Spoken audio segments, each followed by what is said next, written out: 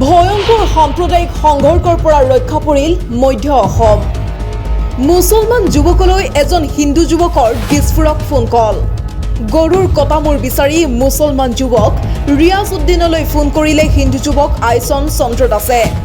আইচন চন্দ্ৰ দাসে ফোনত সুধিলে, আমাৰ ফালে এটা মন্দিৰ আছে, তাতে কটা গৰুৰ মূৰ লাগে। আমাৰ বাড়িতে একটা মন্দিৰ আছে, গৰুৰ মাথা লাগে। মন্দিৰত গৰুৰ মূৰ কিয় লাগে? তোমাৰ বাড়িৰ মন্দিৰ আছে, তুমি গৰু মাথাতে কি কৰবা? এই প্ৰশ্ন মুছলমান যুৱকজনৰ হিন্দু যুৱকলৈ।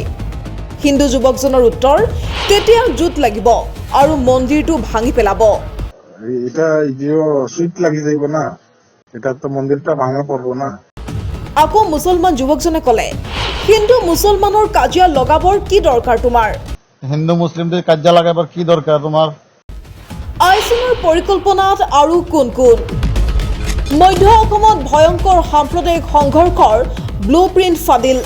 মন্দিৰত কটা গৰুৰ মূৰ পেলাই হিন্দু মুছলমানৰ মাজত কাজিয়া লগোৱাৰ চেষ্টা হিন্দু যুৱক আইচন চন্দ্ৰ দাসৰ।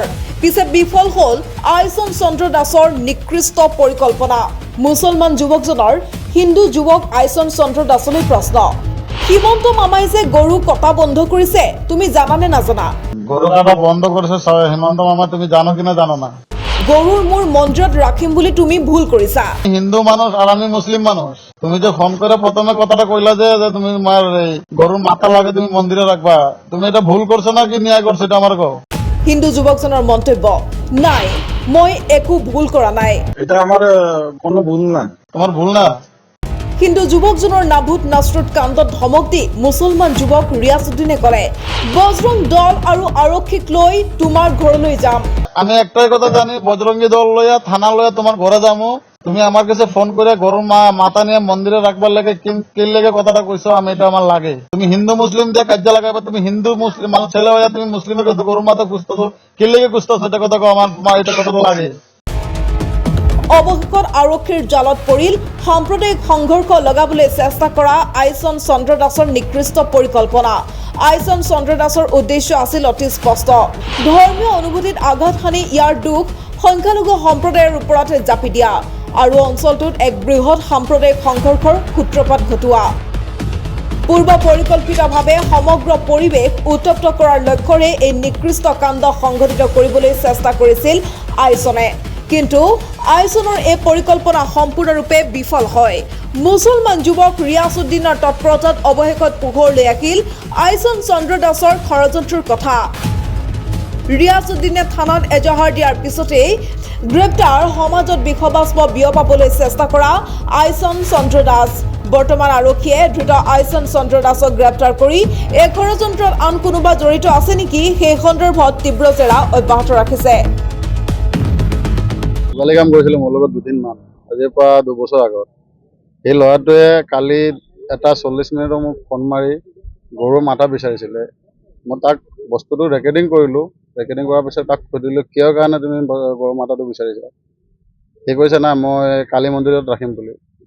এতিয়া মই ভালদৰে মানে বস্তুটো কথা পাতি তাৰ ৰেকৰ্ডিং কৰি পেলাই লংকা আৰক্ষী থানাত আহি পেলাই মই ৰেকৰ্ডিং দি শুনাই তাৰ এজাহাৰ দিলোঁ।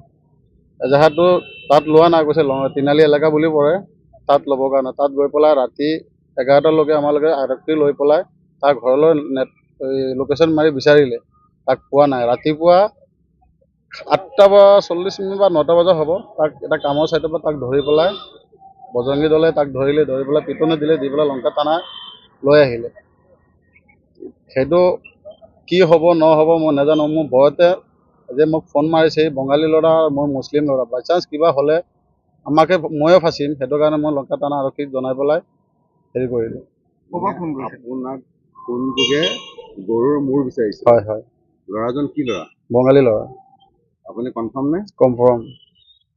সুধিছিলে তেওঁ কিহৰ কাৰণে গৰুৰ মূৰটো লাগে বুলি?